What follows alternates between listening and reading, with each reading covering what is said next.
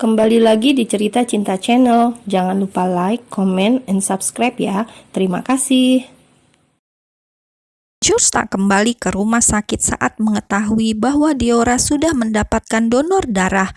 Ia juga mengatakan pada Davis jika tak akan kembali lagi. Ia mengajak Gabby pergi ke kafe yang berada di dekat sana. Kepulan asap putih dari 2 cangkir berisi hot cappuccino dan hot coklat yang baru saja diantar oleh pelayan itu menemani kebisuan di meja paling ujung kafe.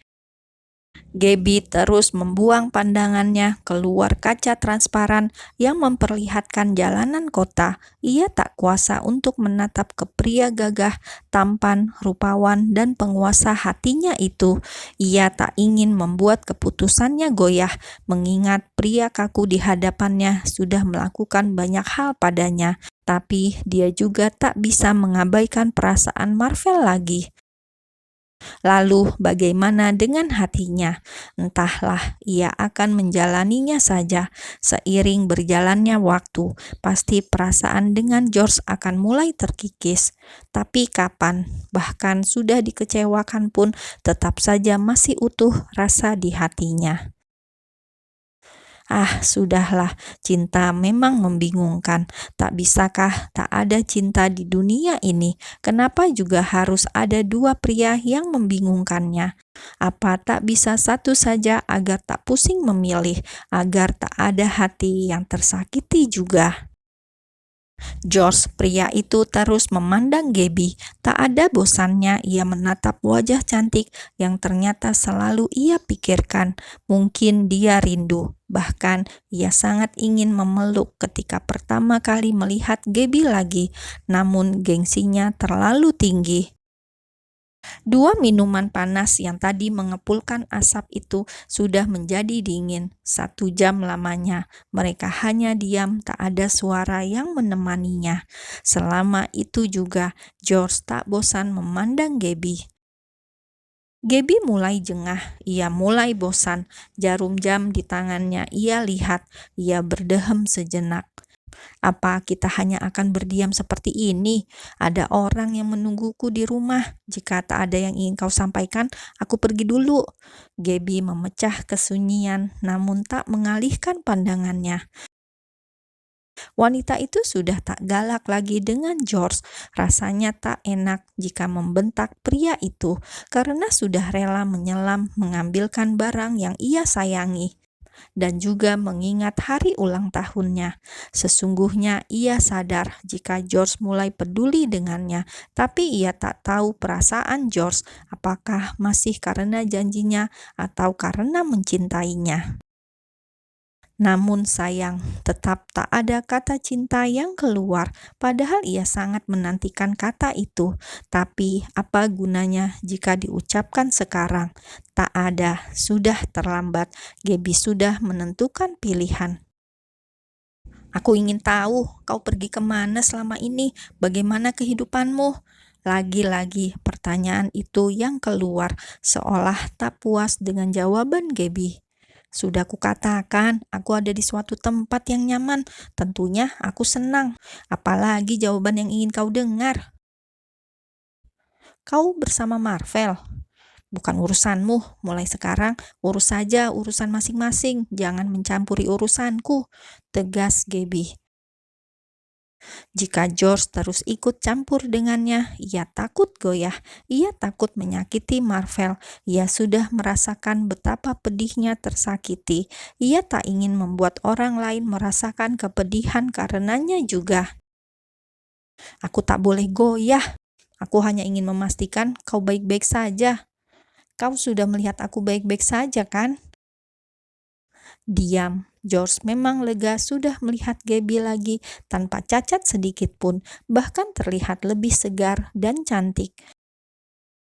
Gabby berdiri dari duduknya. Ia melihat jam lagi di tangannya, menyempatkan sejenak untuk menunduk melihat George. Jantungnya masih merespon sama, tetap berdegup tak karuan saat manik matanya bertemu dengan George.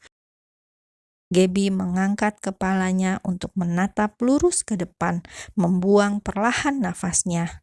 Aku pergi dulu, pamitnya. Ia berbalik dan hendak mengayunkan kakinya. "Aku mengkhawatirkanmu selama 9 bulan ini." Suara itu membuat Gabby mematung di tempatnya. Tanpa berbalik, dia bertanya lirih, namun masih terdengar oleh George. "Kenapa?" Selalu pertanyaan itu keluar dari mulut Gabby untuk George. Entah sudah keberapa kalinya Gabby selalu bertanya kenapa pada pria kaku itu, namun jawabannya selalu saja tak memuaskan. "Karena aku ingin, memangnya harus ada alasan jika mengkhawatirkan seseorang," jawab George menatap punggung Gabby yang terlihat tenang. Padahal ada pipi yang basah di baliknya. "Ya, kau benar, memang tak harus ada alasan bagimu, sama halnya dengan kau yang rela mencariku demi menolong Diora yang butuh pendonor darah. Kau juga pasti mengkhawatirkannya." Hatinya seolah berdenyut nyeri. Semua orang sangat perhatian dengan Diora. "Dia istri sahabatku, sudah semestinya aku membantunya. Lalu aku? Kau gadis kecilku yang aku janjikan padamu, sudah semestinya aku menepati janjiku." Menghirup perlahan oksigen di sekitarnya sebisa mungkin agar punggungnya tak terlihat bergerak, lalu mengeluarkannya perlahan seiring cairan bening yang keluar dari matanya. "Karena janji lagi. Apa tak ada alasan lain selain itu?" Gabby hanya bisa berdialog dalam hatinya.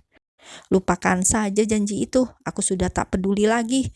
Tak ada gunanya juga kau mengingatnya. Aku pergi dulu." Gabby mulai mengangkat kakinya dan mengayunkannya meninggalkan George. Bahkan coklat panas yang sudah menjadi dingin itu pun tak ia sentuh sama sekali, masih utuh. Setelah dirasa jauh, ia menyeka air matanya. George menatap kepergian Gabby hingga punggung wanita itu tak terlihat lagi.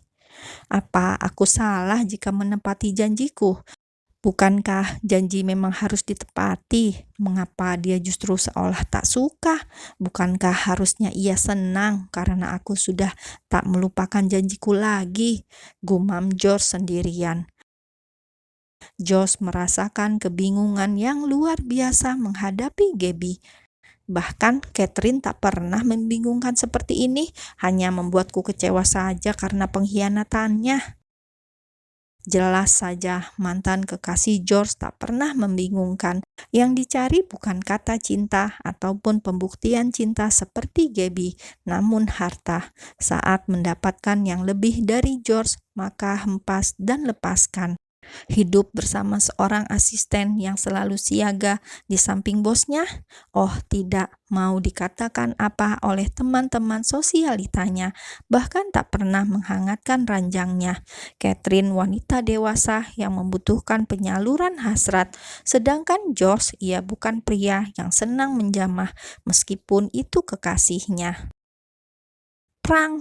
Cangkir di hadapan George pecah dan berserakan. Mengingat pengkhianatan mantan kekasihnya membuatnya sangat geram. Meskipun sudah 1 tahun mereka berpisah, tapi saat mengingat malam panas yang ia lihat malam itu, tetap membuatnya memuncak emosinya.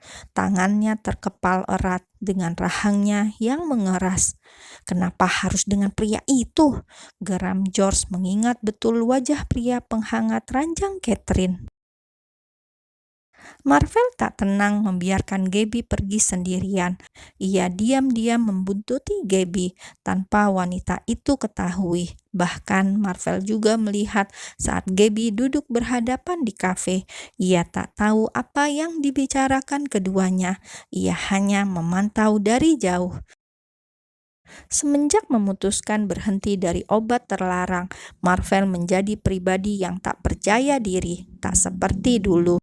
Ada rasa takut yang mendalam menyelimuti Marvel. Takut jika George akan merebut Gabby. Marvel buru-buru melajukan mobilnya saat Gabby terlihat pergi meninggalkan George. Ia ingin Gabby melihatnya saat sampai ke apartemen. Tanpa mengganti bajunya, ia masih menggunakan pakaian rapi berkemeja. Marvel berkutat di dapur untuk memasak seadanya. Ia ingin menyambut Gabby saat pulang dengan masakannya. Marvel tahu betul jika Gabby tak bisa memasak, bahkan memasak air pun belum pernah. Marvel tahu jika Gabby selalu saja hidupnya di depan MacBook untuk mendesain. Ia sangat tahu banyak tentang Gabby. "Semoga kau tak akan meninggalkanku," harap Marvel. Marvel akan berusaha sebaik mungkin memberikan kenyamanan untuk Gabby, mengucapkan dan memberikan limpahan cinta yang tak terhingga.